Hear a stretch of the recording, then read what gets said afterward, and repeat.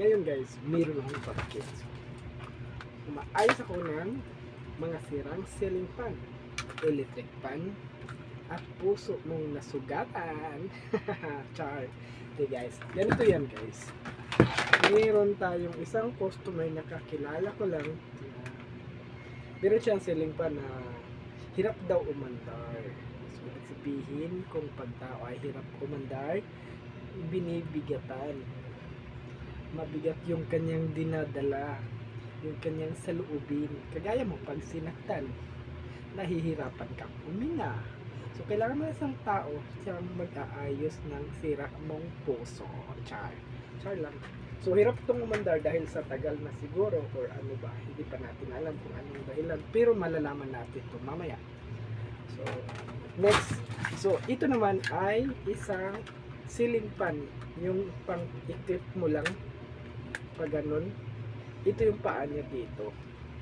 Kaso nga lang, nabiyak to.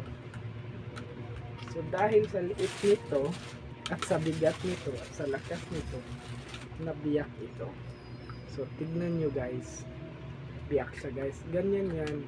So, ngayon, susubukan natin itong ayusin kung kaya ba natin itong ayusin. Of course, kaya. Kagaya mo, nasasaktan, pero may lulunas rin. Tsaka. So, ito na guys. Simulan na natin.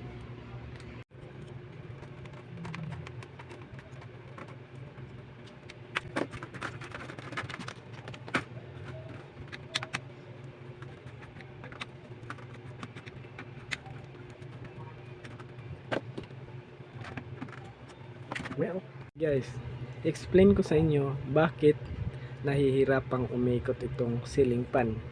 Ganito kasi nangyari guys.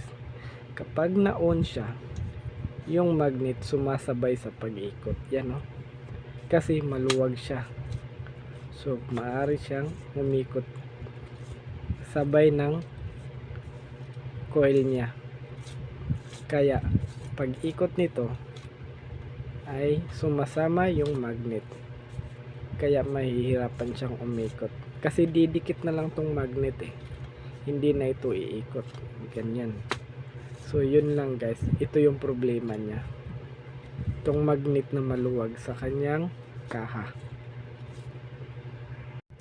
So ang solusyon guys ay lagyan natin ito ng tip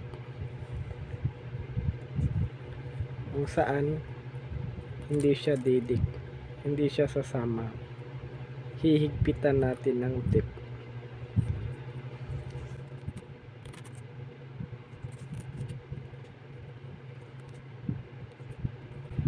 So yan. Pag mahigpit na yan, balik natin dito sa kanyang kaha. So yan, medyo mahigpit na siya. At extra higpit pa ay kailangan natin gumamit ng shoes glue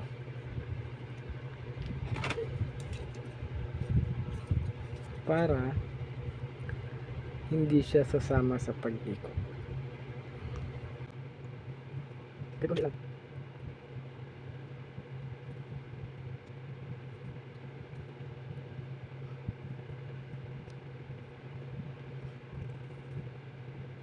Yan, ganyan. So, lagay lang tayo ng shoes glue. Yan. Pagka natin lagyan.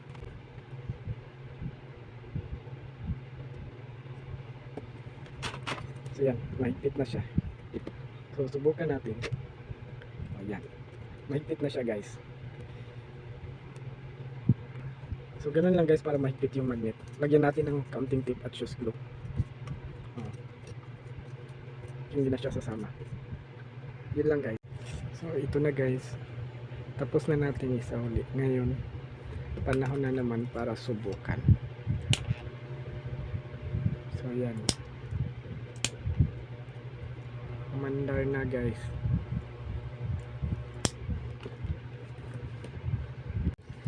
So subukan natin. Yan, umandar na guys.